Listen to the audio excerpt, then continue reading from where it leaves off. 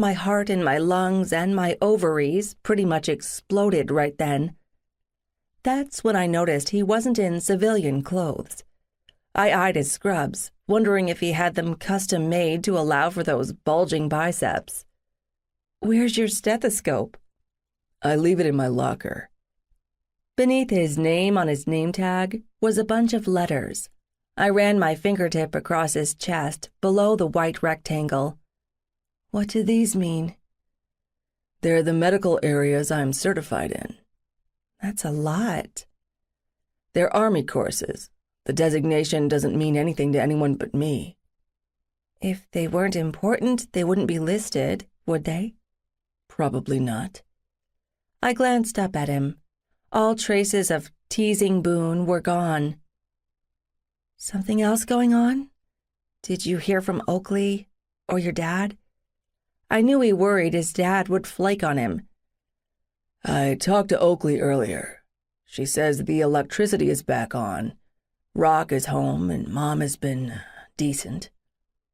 "That's all good to hear, but something has put a wrinkle in your brow."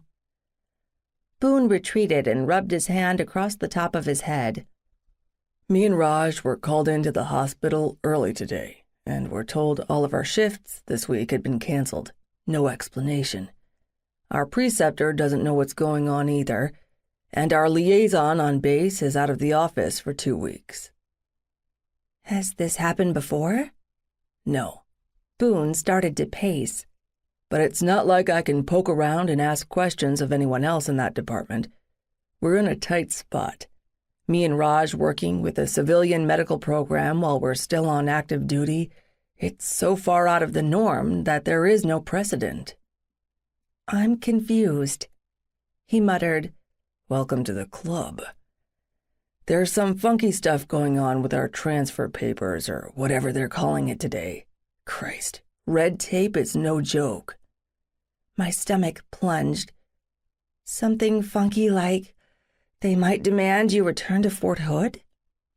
I appreciated that he looked me in the eye when he said, "I'm not sure." I wanted to yell, "I just got you back. You can't leave again." But he could be yanked away from me at any moment. Clearly that was a real possibility if he was worried enough to mention it to me. I wandered over to the window. I'd intended to talk to him about the PCE offer tonight. After my discussion with Mrs. Nash, I realized that perceptions were always skewed.